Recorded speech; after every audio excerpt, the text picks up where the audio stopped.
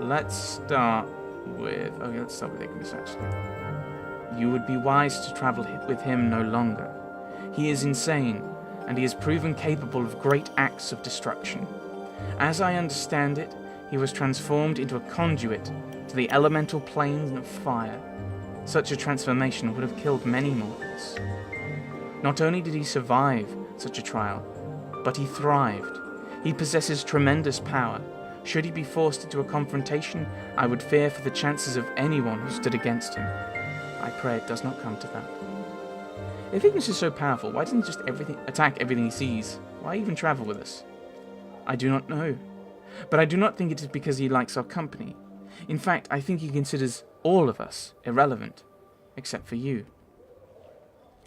Why me? Again, I do not know. Still, haven't you noticed that when you ask him to do something, he obeys, without question? Were I to make the same request, the last thing I would receive would be his compliance. Maybe it's because I was his teacher in the past. You were his teacher? Yes. One of my previous incarnations taught him the art, but I do not think it was a kind lesson. I think, in some dim way, he still considers me his master. That would explain a great deal. She studies your features for a moment. Did the realization trouble you?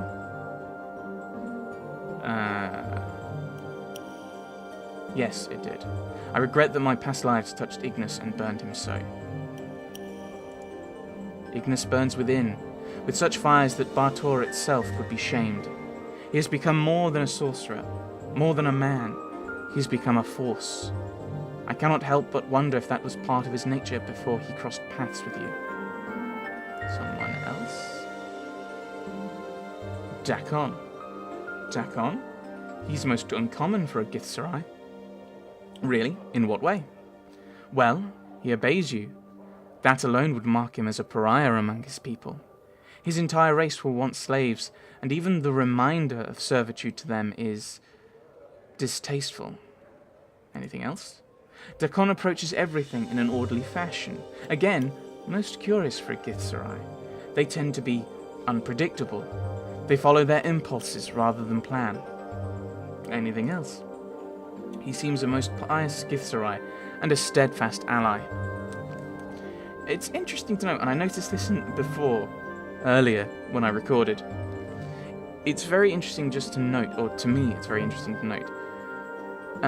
You have Ignis, who doesn't obey anyone apart from us because we have a past relationship, and Dakon, who as a Githzerai probably shouldn't be obeying anyone, and yet is obeying us. So it's like, is there a connection there? I don't know. Someone else. Let's talk about you. Me? Really? Very well. If there is anything you're curious about, please ask. Do you have any idea who or what I might be? Grace frowns in thought. I freely admit that you are somewhat of an enigma, but I find such mysteries intriguing. Shall we attempt to puzzle out your situation? Yes. First, while it is possible that you're a tiefling or some rare crossbreed, my guess is that you're a human, or were at one time. Something else that would shed light on my situation? Go on. Your appearance is approximately a male in his early 30s. The stitching and scar tissue make an exact determination difficult. Tell me about it. Go on. The key to your past is your memory, and it seems that certain locations, events, and even people trigger seemingly forgotten memories. It would seem to be in your best interest to visit as many locations as possible and speak to as many others as possible. In short, experience your universe as much as possible. A sensate's advice, eh? I would not advise it if I did not practice it, and if you did not already know it to be true.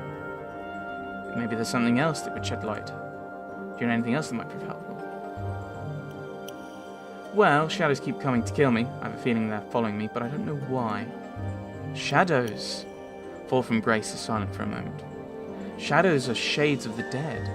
They do not tend to hunt. They tend to lie in wait for victims. Curious. Any other thoughts? Well, I think there's something out to murder me. So much so I built a tomb trap to try and kill them. According to an inscription in the tomb, he's been coming after me for, well, as long as my incarnations can remember, it seems. Then, whoever the killer is, he's lived a very long time to have pursued you so well. She taps her chin for a moment. Could the killer be immortal as well? And this is where I had a thought. What if the person who's trying to kill us... Right, we've met an incarnation of ours before who doesn't like the fact that there are other incarnations of us, basically. So I was thinking, what if it's a similar situation? Where there's this other incarnation that's trying to kill us. I don't know. Although that's the weird thing, that would then mean that we're time travelers as well, which is a bit weird, which I don't think makes sense. Unless we've split off from ourselves. That's one of the questions. Yes. Companions, let's go with me first. Oh no, I've just done me. Someone else. Let's go with Mort. Mort is quite peculiar. I've seen a great deal in my life, but nothing quite like him. He behaves somewhat like a Mimir. Granted, there's no denying he's knowledgeable, but he has a certain... She sniffs the air and wrinkles her nose. Bartorian smell about him. Bartorian smell? Yes, but he's not a Bartezu. At least of any variety I've encountered. The smell alone, however, makes me treat the skull with caution. What do you mean when you say Bartezu and Bartorian? My apologies. Bartor is one of the outer planes, the home of a race of fiends called the Bartezu. They're evil creatures, yet they are organized and lawful in many of their behaviors. Some might call them devils. They believe in contracts and hierarchy. In many ways, they are like evil bureaucrats. Otherwise known as bureaucrats. What were you saying about the Bartorian smell? Yes, but he's not a Bartezu. Okay. Mimir? What are they? Mimirs are encyclopedia of knowledge. I think it's encyclopedia rather than encyclopedias, if we're being pernickety and proper. The owner may ask them questions, and if they possess the knowledge, they would inform the user of what it knows. Is Mort a Mimir? I don't believe so. Mort lacks the silvery metal that Mimirs customarily have, and he seems to have an attitude of his own. Well noticed. Such qualities are not present in conventional Mimirs. He may be one, but he's unlike any I've ever heard. Well, Mort told me he's one. Did he? Most curious. Very well then. Someone else. Talk about Anna! She is strong and capable, and she's quite passionate. I almost wish I had met her long ago and asked her to come to the brothel. Perhaps things might have been different. What do you think of her? I think she doesn't care for you very much. I would agree. But I shall not let you dodge my question so easily. What do you think of her? Right, this seems to be a very interesting kind of decision point, so I'm going to kind of discuss it a little bit. I don't think I want to say I'd rather not discuss it, because I think this is an important decision point. I do kind of trust her. I don't hate her. She's nothing more than just uses. So whether she's a friend or am I going to talk about love? Now, the scene we kind of had before with Anna, I think this probably makes the most sense. I think I could fall in love with her. Ah, isn't he a romantic, scarred madman? Yeah, well, I think I could fall in love with her. That's what I'm going to go with. You might wish to tell her so. I don't know. I seem to leave this wreckage wherever I go, with Dianara especially, the lives of others I've touched. It might be best to leave well enough alone. To that I would say this. Love may move the planes themselves when it is strong and true, and there is nothing truer in all of my experience than the truth about how one feels about another. Well, I mean, my feelings about someone in that sense, but not if I feel something's true. We're getting to subjective truth there a little bit. I'm not a fan. I want to talk about someone else. That's everyone. Yes. That's one of the questions. Do you ever use weapons? No. There is seldom the need, and I find that I cannot bear the touch of cold iron or even steel for long periods of time. In any event, I have a number of natural defenses that tend to discourage attackers, such as... Updated my journal. The kiss of a succubus is lethal to mortals, though they rarely realize the danger until their death is almost upon them. I can resort to it when the need arises. Let's move. I had other questions. Okay. Ooh! These are new. Oh, this is... Oh, because this is... Oh, no. No. Why did you set up the brothel? I established the brothel to give those lustful fevers that strike the mind more avenues of expression rather than simply carnal. Much pleasure can be had in conversation. Let's go to the questions. Can I read your diary? No. Very well. Never mind. That's fine. So let's try talking to Anna then. We can talk this way. Aye? What do you want now? Are you alright? Just glares at you. I wanted to ask you some questions. Why don't you ask that stuck-up, your bus? Your questions then. Anna's eyes narrowed to slits. Why are we even travelling with her? We don't need her. We don't.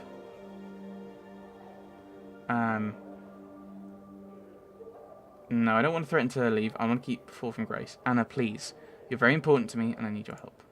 Oh, aye? And why's that, then? There should be a chit-chat. You pity me, is it? You think I slow you down? Go on, say it. I don't pity you, and you don't slow me down. You're quick, you're skilled, and I need all the help I can get. Anna frowns, her tail flicking back and forth. Well, know that I'll gut her if she starts sizing us up for a feast, I will. She glares at you. And don't get any ideas I'm staying because you want me to. I'm just helping you out, I am. I'd had some other questions. These are all the same things. Don't want to do thieving skills because I'm working on my majory. It's one of the things that kind of bugs me. I mean, this could be really cool if you did, like multi-class. So we could talk to her and then switch. But I think multi-classing in that way is a 3rd edition thing, and that came out, I think, late 90s. I mean, if I look through enough stuff, I'll be able to find it. But this was 99. But it would have been in design for a couple of years, I'd suspect. Or, well, maybe not a couple of years. But certainly long enough to make it an issue that 3rd edition isn't going to have an impact on this. It's late. So it's going to be the 2nd edition style multi-classing. Well, it's not even that. Well, it wouldn't be multi-classing, it'd be dual classing anyway. Right, let us talk to Mort then, whose accent will fluctuate. What's you, Chief? Okay. You said you're a Mimir, right, Mort? Yeah, a Mimir's a floating encyclopedia. You put information in, you get information out. Aren't Mimirs made of silvery metal normally? So, yeah, normally. Maybe some are. But I'm not. And there's stranger things on the plains than that, Chief. I don't think you're a Mimir, Mort. What are you? What's with the interrogation? What do you know about Mimirs anyway? I know enough to think you're lying to me. First there's that bit about the missing line from my back saying not to trust you. Then this. What am I supposed to think? Okay, I'm not a Mimir, but I know a lot of stuff, so I might as well be one. What are you then? I'm a floating skull who knows a lot. What about this Bartorian smell you have? What would you know about what Bartor smells like? Unless, hey, you've been talking with me about that Tanari, ain't you? What does she know? Well, she obviously touched on something. That is a Bartorian smell, right? Well, yeah. So I smell a little. Excuse me. Why do you smell like Bartor? Well, I was, in the hells for a while. Kind of a long while. The stench kind of grows on you. You're in the hells. What were you doing there? See, well, there's this pillar on Avernus. First layer of Bartor. It's called the Pillar of Skulls, but it's more like the Pillar of Heads. To hear some bashers tell it, it's supposedly made of heads of Burks. Mostly sages and scholars who use the knowing of this and knowing of that, knowing whatever, when they were alive to stretch the truth a little. So much they might have hurt or, killed someone by doing it. Well, when I died, I ended up there. Funny, huh? Not really. Mort goes silent for a moment. Yeah, you're right. It's not funny at all. You see, I think I knew a lot of things when I was alive, and maybe when I did know something, I didn't always tell the truth about it. I'm thinking that when I bent the truth once or twice, I may have led to someone getting penned in the dead book sooner than they should have been. Can you remember who? I can't say how I know, Chief, but I think it was, you. At least once. Thing is, I can't remember what happened. I don't even remember being human, or what it was like, even like before I woke up on the pillar. So why did you forget? That's pretty much the way of things when you die. As I'm sure you're no stranger to. You just kind of forget. I guess I wasn't a sterling member of the community when I was alive. But who is? Mort sighs. It's just that I can't help it. Nothing's worse than being honest all the time. Well, being sentenced to the hells, that sounds a lot worse than telling the truth. Yeah, you're right. Again. Mort clicks his teeth. The way he does it reminds you of someone drumming their fingers. I guess just all that good and evil and lying and cheating catches up with you. And when I got penned in the dead book, it was my turn to pay the ferryman. So how did you escape the pillar? Updated my journal. Well, you helped me, Chief.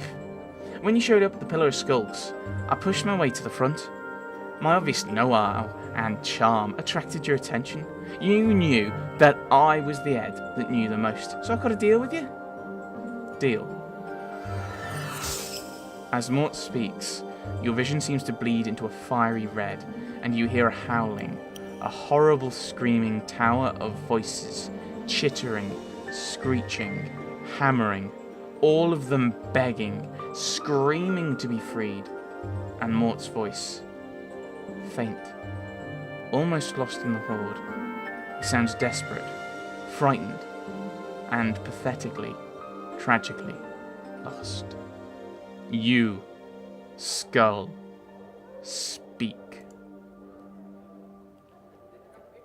The howling voices fall silent, and you watch the tiny red-lined skull, its cracked features cast in a hellish light, turn its eyes upon you. Blood and ichor has streamed across its features, and its teeth chatter as if cold. I can help you.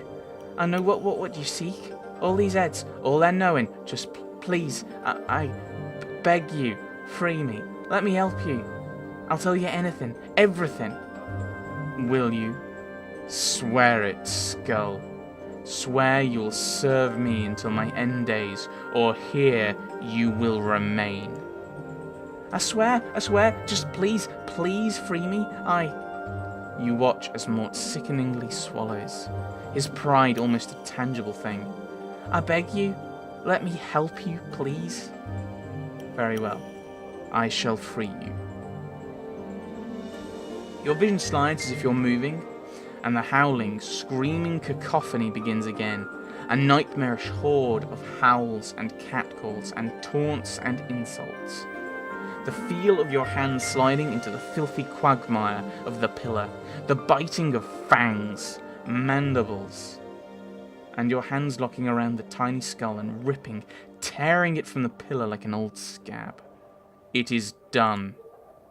You look down at the bloody skull in your scarred hands, its eyes covered in ichor from the pillar, and its teeth chatter, once, twice. It reminds you of a wailing newborn, helpless, and in the eyes of the man you once were, pathetic.